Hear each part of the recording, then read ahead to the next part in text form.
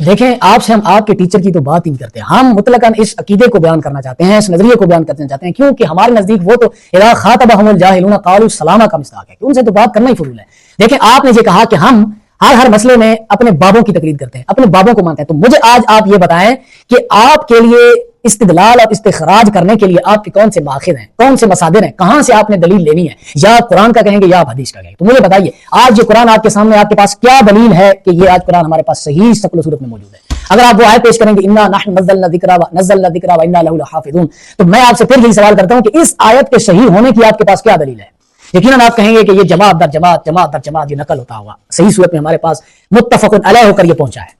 تو مجھے بتائیے کہ وہ جماعت در جماعت جماعت در جماعت وہ کون تھے؟ وہ بابے نہیں تھے تو کون تھے؟ اور دوسری بات آپ حدیث کا نام لیں گے تو مجھے بتائیے صحاح ستہ سمیت تمام تر محدثین اٹھا کے دیکھ لیجیے، کوئی ایک محدث میں غیر مقلد دکھائیں،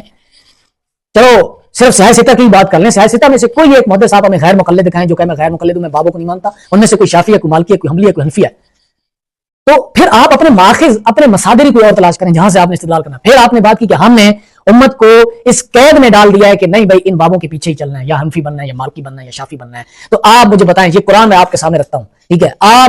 اگر آپ یہ بات کرتے ہیں کہ قرآن اور حدیث اور دین کو سمجھنے کے لیے ہمیں ان بابوں کی ضرورت نہیں ہے، ان فقہا کی، ان مجتہدین کی ضرورت نہیں ہے، تو میں آپ سے کہتا ہوں اگر آپ یہ عقیدہ رکھتے ہیں ولا رتب ولا یابس الا فی کتاب مبین، کہ ہر خشک و تر کا علم قرآن مجید فرقان حمید میں ہے، تو پھر آپ کو یہ بات بھی ماننا چاہیے جب حدیث کو سمجھنے کے لیے اور قرآن کو سمجھنے کے لیے ان فقہا اور علماء کی ضرورت نہیں ہے، پھر آپ کو یہ بھی کہنا چاہیے کہ اس قرآن کو سمجھنے کے لیے حدیث کی ضرورت نہیں ہے۔ پھر آپ کو یہ بھی ماننا چاہیے کہ ولا رتب ولا یابس الا فی کتاب مبین، کتاب مبین بھی رب نے فرما دیا کہ یہ کھلی روشن کتاب ہے،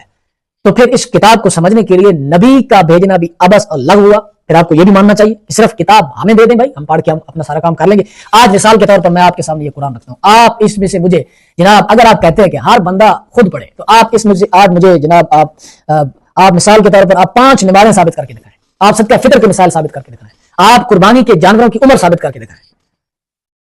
آپ اس میں سے جناب مجھے صدقہ فطر کے مسائل، نمازوں کے رکوع سجود، سجدہ سہو کے مسائل، پانیوں کے مسائل، طہارت کے مسائل، سفر کے مسائل، یہ سارے مسائل آپ مجھے ثابت کر کے دکھائیں۔ کیا آپ کے اندر اتنی استعداد ہے، اتنی صلاحیت ہے؟ اب آپ خود اندازہ کریں، ایک بندہ جو 10 گھنٹے مزدوری کر کے آتا ہے، ہاتھ پہ اس کے چالے پڑے ہوئے ہیں، مدرسے کا ایک دن اس نے نہیں دیکھا،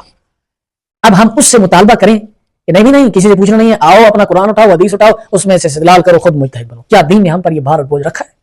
لا یکلف اللہ نفسا الا وسعہا، اللہ تعالیٰ کسی جان کو اس کی طاقت سے زیادہ نہیں آزماتا، اسی لیے اللہ تعالیٰ نے جگہ جگہ علماء کو، جگہ جگہ فقہا کو بٹھایا ہے۔ تو یہ اجتہاد، یہ خالہ جی کا وعدہ نہیں ہے کہ آپ اور میں اس میدان میں اتر پڑیں۔ ادھر تو امام احمد رضا خان جیسے بندے جو اجتہاد کی صلاحیت رکھتے ہیں، جو اپنی فقہ ایجاد کرنے کی صلاحیت رکھتے ہیں، اس کے باوجود کہتے ہیں کہ ہم امام اعظم ابو حنیفہ کے خادم اور ان کے مقلد ہی ٹھیک ہیں۔ تو پھر آپ کی اور میری کیا اوقات ہے؟